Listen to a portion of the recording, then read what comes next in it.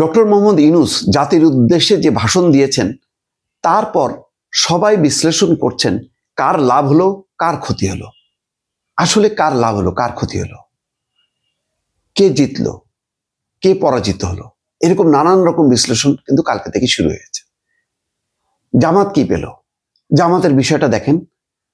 আমার ধারণা যে এই পরিস্থিতিতে সবচেয়ে বড় ধরনের বাড়ি খেল জামাত ইসলাম। কারণ জামাত ঐক্যমত্য কমিশনে আলোচনা, ডক্টর মোহাম্মদ ইউনূসের সঙ্গে আলোচনা চালাচ্ছে, আবার আন্দোলনও করছে। একসঙ্গে আলোচনা, একসঙ্গে ঐক্যমত্য কমিশনের নানা বিষয়ে তাদের যেই একত্র অবস্থান, তার সাথে কিন্তু আন্দোলনটা মানানসই না।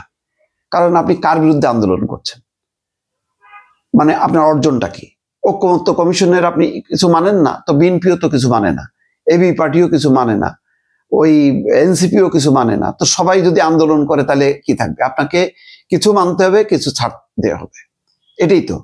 তো আপনি কয়েকটা বিষয় মানেন না বলে আপনি আন্দোলন শুরু করলেন। ডক্টর ইউনূসকে মানতেই হবে। কি?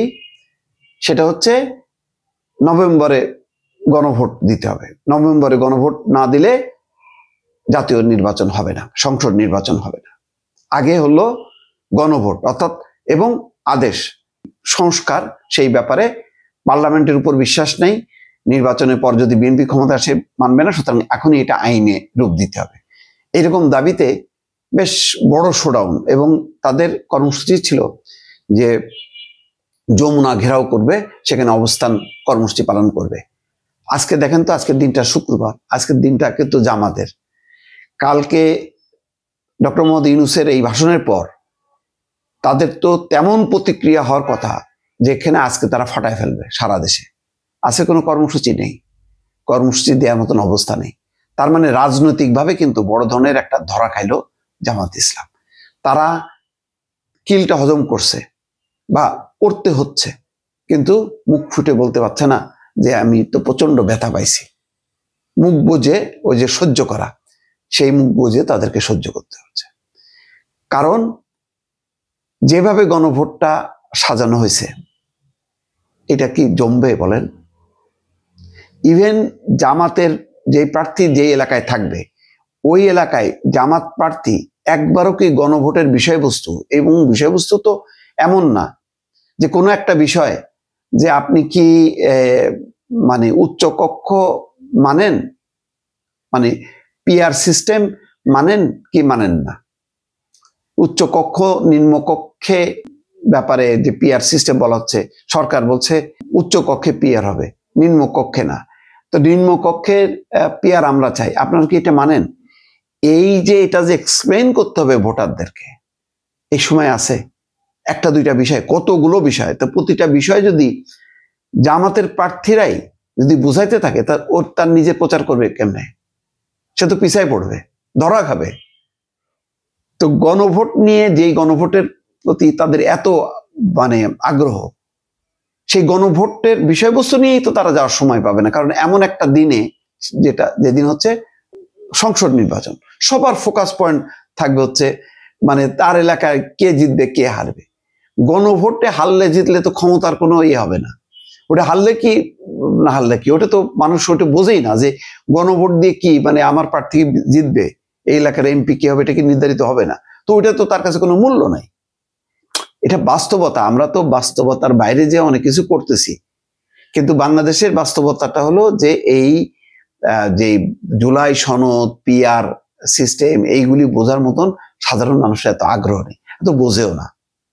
তো সেই স্তরে আসলে না আপনি মানে কি 84টা পয়েন্টে একমত, 48টা না 30টা পয়েন্টে মানে কোনো নট অফ ডিসেন্ট নাই, এই সমস্তগুলি আপনি বুঝাইতে বুঝাইতে এক একটা ভোটারের পিছনে আপনার 1 ঘন্টা যাবে।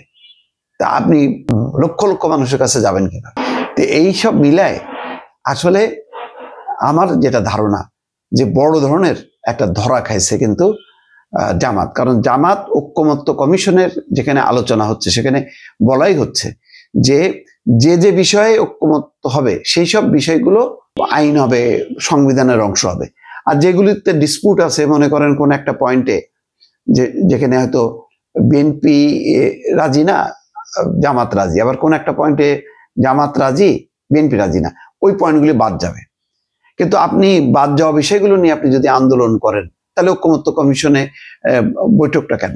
ঐক্যমত্য কমিশনে দরকার কি? তাহলে সরাসরি সরকারের বিরুদ্ধে, মানে ওই প্রাথমিক শিক্ষকরা যেমন দাবি যে তাদের এই গ্রেড দিতে হবে, অন্যান্য ইবদাদিয়া মাদ্রাসার যে শিক্ষকদের দাবি, তারা তাদের মতন দাবি নিয়ে আন্দোলন করলেই হয়। তাহলে তো ঐক্যমত্য কমিশনের কোনো দরকার নেই। সব মিলায় এই আন্দোলনটা একটা ভুল কর্মসূচি ছিল। হয়তো চিন্তা ছিল যে আন্দোলন করতে করতে যদি নির্বাচন হয় তাহলে সেই নির্বাচনে জয়ী হয় অতীতের দৃষ্টান্ত অনুসরণ করে। কিন্তু অতীতে তো যার বিরুদ্ধে আন্দোলন করা হয় সে তো রাজনৈতিক সরকার, আর এই সরকারটা কার? এটা তো জামাতের সরকার। এই সরকার কার? এটা তো বিএনপির সরকার। তো তাহলে নিজের সরকারের বিরুদ্ধে নিজে আন্দোলন হয়। ধরেন শেখ হাসিনা ক্ষমতায় আওয়ামী লীগ আন্দোলন করলো, সবাই বলবো যে এটা লোক দেখানো, এটার পরে মানুষের আস্থা হবে না। তো ইউনূস সরকারের বিরুদ্ধে জামাত আন্দোলন করবে, এটা মানুষ বলবে দূর নিয়া, তোমরাই আন্দোলন করে তো তারে ক্ষমতায় আনছো, এটা আবার কি ধরনের আন্দোলন এই সরকারের বিরুদ্ধে?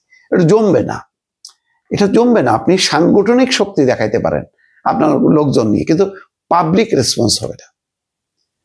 এখন আমার ধারণা যে জামাত কি হিসাব করছে যাই না, হয়তো মনে করছে যে এই হিসাব করে সে একই সঙ্গে সরকারকে, বিএনপিকে বেকায়দে ফেলবে, সে হয়তো একটা বিশাল একটা জোট হিসাবে বা আবির্ভূত হবে। কিন্তু আন্দোলনটা সঠিক হলো না, এবং শেষ পর্যন্ত বিএনপিও তার শতভাগ লক্ষ্য অর্জন হয়নি, কিন্তু জামাতের লক্ষ্য অর্জন না হওয়ার অংশটা আরো বেশি। বিশেষ করে গণভোট, যেটাকে ফোকাস পয়েন্ট করছিল তারা নভেম্বরে দিতে হবে, তারপরে হবে এটা, সেই জায়গাটা কিন্তু শেষ হয়ে গেল। এইটা আর জমবে না আমার ধারণা। এই আন্দোলন করে এখন সবার, দেখেন আজকে দেখলাম যে এনসিপি প্রাথমিক প্রার্থী তালিকা নাকি আজকে নাকি কালকে তারা ঘোষণা করবে। এখন সবাই নির্বাচনমুখী, এবং বিএনপি নির্বাচনমুখী করতে পারছে। সেই অর্থে বিএনপি কিন্তু আগায় গেল। হিসাব করেন, যদি আপনার মতামত থাকে মতামত দেন, মাথা গরম করেন না। আবার আমার এইটা যেহেতু জামাত সম্পর্কিত আলোচনা, তো জামাতের এরা দেখি যে মানে খুবই রিয়াক্ট করে। ভাই রিয়াক্ট করেন না, সুচিন্তিত মতামত। কারণ সামনে যে রাজনীতি, এটা মাসলের রাজনীতি না, এটা হলো যুক্তিতর্কের রাজনীতি। সেই যুক্তিতর্কগুলো ঠান্ডা মাথায় উপস্থাপন করেন। আমি পড়বো, দেখবো, তারপর আবার আপনাদের সাথে কথা বলবো। ভালো থাকবেন। আল্লাহ হাফেজ।